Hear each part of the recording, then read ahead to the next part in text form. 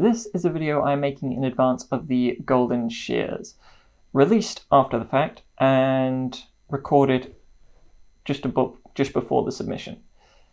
This will be a brief breakdown of applying to the Golden Shears and what it is that I'm submitting. I'm hoping this will be brief, but looking at the script, I might split it into two pieces. First of all, the Golden Shears Bespoke Tailoring Competition, not to be confused with the Golden Shears Sheep Shearing Competition in New Zealand, is a biannual competition that new and training tailors submit a set of garments to be judged first on technical, then on style merits.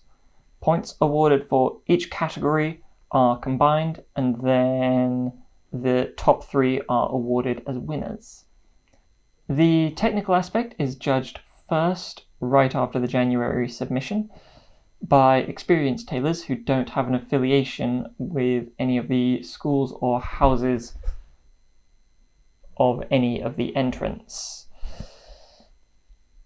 The top 24 entrants submissions are notified as finalists. Then, in the following March, the Golden Shears event takes place at Merchant Tailors Hall, where the style judges are introduced and judge the catwalk show of the finalists.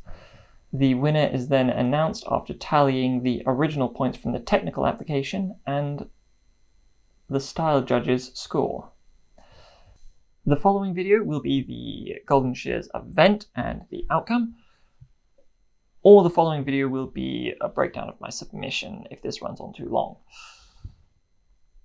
If there's a third/fourth video, I will compare my 25 submission to my comparably and in general laughable 23 submission. Since I entered last year, I got an email on Thursday the 15th of August 2024 that the Golden Shears applications were open.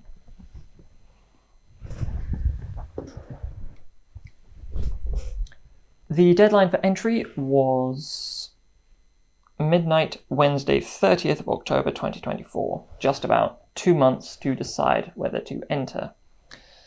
Submission is set at Monday to Tuesday 6th to 8th January 2025. Otherwise, you can set a reminder in your calendar to check the Merchant Tailors Company website in August of the even years for the rules and the entry form.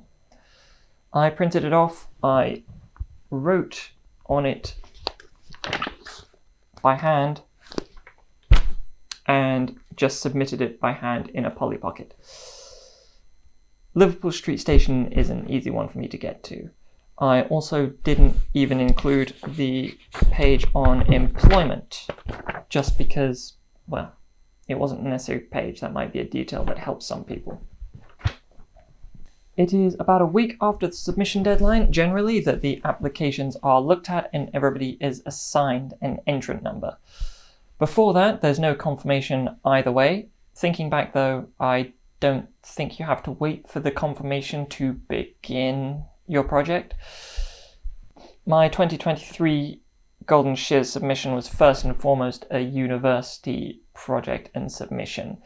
Therefore, I probably had to get on with it before I heard back from the Golden Shear, from the Merchant Tailors Guild, or wherever it is, the Merchant Tailors Company. It's not in the rules that you have to wait to begin, not that it's enforceable anyway. Just as one of the rules states, you can't make any part of your submission public, which is why this is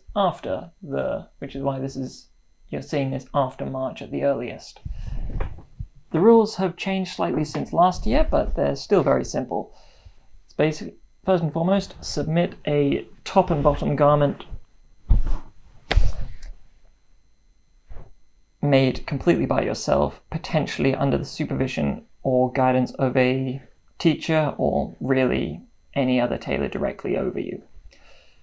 Your work can't have any form of identification of school, tailor's house, or tailor that you're entering under.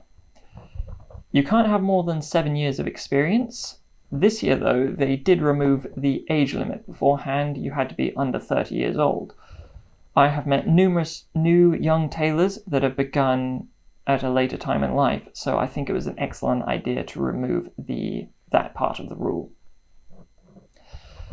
You have to draft the block pattern to use the approximate size 10 for females and 38 for male, though I'm under the impression it alternates each year. I think last year the rules detailed a 40 block and 12 female block.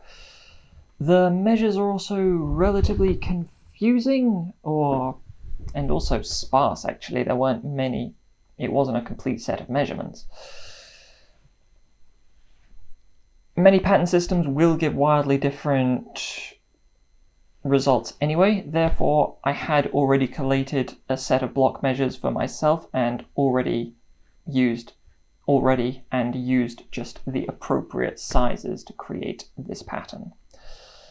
And as stated, your submission can't you can't share your submission publicly for the same reason that it can't have any identifying markers on it. They're hoping to keep the potential judges impartial. Curiously, the 2012 silver shears winner used the Richard Anderson check or tartan, I think, which was fine. So there's definitely leeway there. This is an abridged version, but that should give you the spirit of the rules, and obviously they'll potentially change next year anyway. But the full-length versions will be somewhere. Interestingly about my application though, I didn't actually have an affiliation. I wanted to enter under my college again, but I'm technically an alumni and the only option is, where is it? Yeah, are you entering as a student or a trainee? I put student, but I was reassured that my application would be accepted as I would fall under the under 7 years of experience rule. Anyway, a colleague I spoke to as well spoke to the chairman about bending the 7 years experience rule, since technically he did have more than 7 years, but due to extenuating circumstances, he was granted to enter this year. What I'm saying, the point of what I just said, is to indicate that if you are potentially on the fence about entering, about how the rules might negatively apply to you,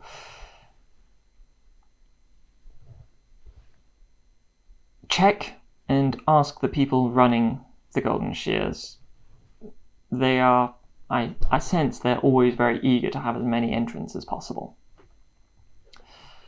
The application had to include details such as a small description and your cloth supplier. I've said in the past you don't have to be too specific and you can give yourself a bit of freedom to pivot. I did have specific cloth and mills in mind this time, but I had only bought half the cloth. Basically, most of this was free. About a week after the submission, maybe a little longer, we get notified whether we're finalists or whether we go to pick up our submissions with details thereof. Submission would be picked up from Merchant Tailors Hall on a certain date, or if that is impossible, you would reorganize it with the organizers. Last time there was a single date for the submission. This time there's a 3-day window. I think that was potentially another very good change. The submission includes the garments, the pattern used to make those garments, and a technical drawing of the garments. One second. How technical exactly? I mean, for the university project the first time, I quite literally had a technical garment, but I also watched the 2020 video of the Golden Shears, and they had a few different examples just sort of in the B-roll. I just did something of a sketch this time, nothing too fancy. And, well, yeah, the patterns. I don't think it's a huge deal, to be honest. In the past, it wasn't part of the submission at all. They each have to be labelled with your entrant number. The garment labels should be sewn to the... This is the top left. Whatever. Last time I did the top right anyway, of all of it, that was completely fine. Although did it specify in the rules this time? I don't remember. Anyway. Both times I used Contrado to print these labels for me.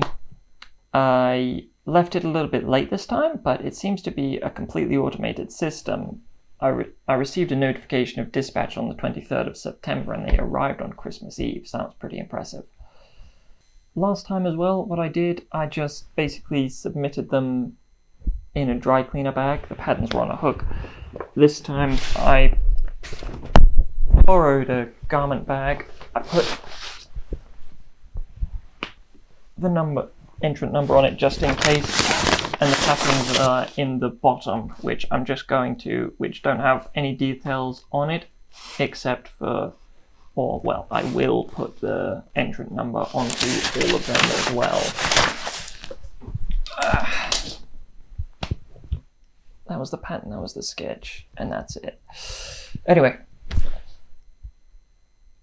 after the submission and of being informed that you're a finalist, there's opportunities to check out your submission for networking and review purposes. Like, for example, I could have checked out my submission and done this video afterwards. And they seem to leave the labels on right up until the submission.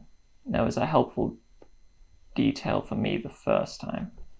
It's a reassuring detail for me the first time. You just have to organize with the chairman or another administrative individual in order to organize the collection and return of your submission at Threadneedle Street. In this time, you can't make any alterations or changes to the garment or share it too publicly, but the chairman did iterate to me at the time that that part of the judging was done. Curiously, for the 23 Golden Shears, the two finalists from the Fashion Atelier course in Rochester, which is something I want to point out, both had pages made on their college's website about their submission a couple of weeks before the Golden Shears event in March. So personally, I don't want to risk it, but you know, it can't have the consequences can't be too heavy. As a side note, I bought a couple of sticker books to take with me to the awards ceremony. Technically, I shouldn't have bothered until after I knew I was a finalist and I was going, but if you know, you know. Anyway, that's the end of, what I've immediately now decided is the first part of my Golden Shears videos. The next one is going to be the breakdown of the submission, which I'm going to do in a few minutes, and the following video I will do after the event, and we see exactly how the event turned out.